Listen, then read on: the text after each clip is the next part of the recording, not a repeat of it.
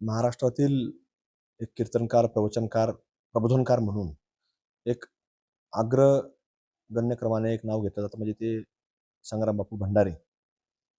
अहिल्यानगर जिल्ह्यामधील संगमनेर तालुक्यामध्ये विशेषतः आपण जर पाहिलं तर त्या घटनेला संपूर्ण राजकीय वास हा आलेला आपल्याला पाहायला मिळतो. त्यातनं काही लोकांनी एक त्या गावकऱ्या मंडळींकडे देखील त्याच्या सोशल मीडियाच्या पोस्ट देखील आहेत एक दिवस अगोदरच्या, मी अशा पद्धतीने काही करणार असं काही उल्लेख आहे असं काही कानामध्ये ऐकायला येतं. पण त्याला विरोध केला, त्यांच्या काही गाडीवरती नुकसान करण्याचं काम काही लोकांकडून केलेलं आहे. खरं तर याच्यामध्ये आपण जर पाहिलं तर याच्यामध्ये मला वाटत नाही की ते लोकच त्याच्यामध्ये असतील. त्याच्या मागे काही जिहादी प्रवृत्तीचे लोक देखील असण्याची दाट शक्यताही नाकारता येत नाही. त्यामुळं याला कुठेतरी पोलिसांनी योग्यरित्या तपास केला पाहिजे. आणि अशा प्रवृत्ती जर बापूंच्या बाबतीमध्ये जर कोणी करत असेल तर ते कदापि महाराष्ट्रामध्ये खपून घेतलं जाणार नाही.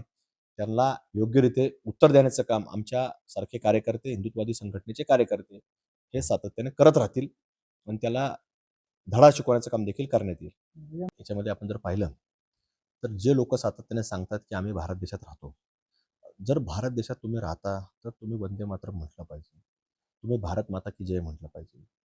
आणि ह्या म्हटल्यानंतर हे जर तुम्हाला म्हणायचं नसेल आणि तुम्ही सांगायचं आम्ही भारतात राहतो, तर भारतात राहत असेल तर आपण भारताचा कायदा आपल्याला पाळावा लागतो.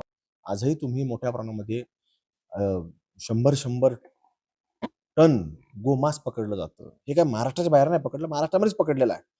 पण जर तुम्ही करत असाल कुणी तर त्याला तुम्ही काय करणार आहे? मग ह्या लोकांनी सुद्धा त्याला गुन्हे दाखल स्वतः यांनी पुढे यावं की ह्या आमच्यातल्या माणसाला गुन्हा दाखल करा. तुम्ही फिर्याद व्हा ना, तुम्ही फिर्याद दाखल करा. तुम्ही स्वतःकार पुढाकार घ्या की हा यांनी गोमांस विक्री करतोय, यांनी अमुक केलंय. आमचा विश्वास बसेल. त्याच्यानंतर मग ठरवू ना पुढे काय करायचं, कसं करायचं. आणि सरकार काय कुणीही आमचा गोरक्षक बांधव असं कुठलंही गैरकृत्य करत नाही. आणि करत असेल तर त्याच्यामध्ये तुम्ही आता कायदेशीर प्रक्रिया आहे त्याला. आमचे जे गोरक्षक आहे ते गायच धरतात. जे कायद्याने दिलेला अधिकार आहे ते धरून पोलिसांनाच फोन करतात. त्याला काय कुठला आमच्या गोरक्षकाला अधिकार नाहीये.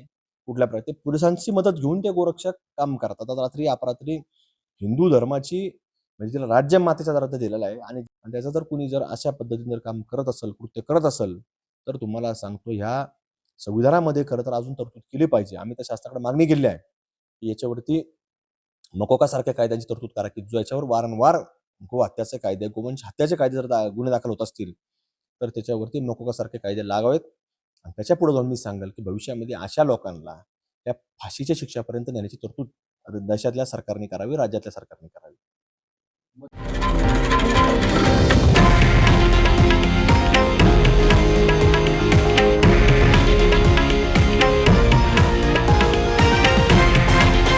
हे आहे देशातील नंबर 1 न्यूज नेटवर्क आणि आपण पाहत आहात TV9 मराठी, एकमेव.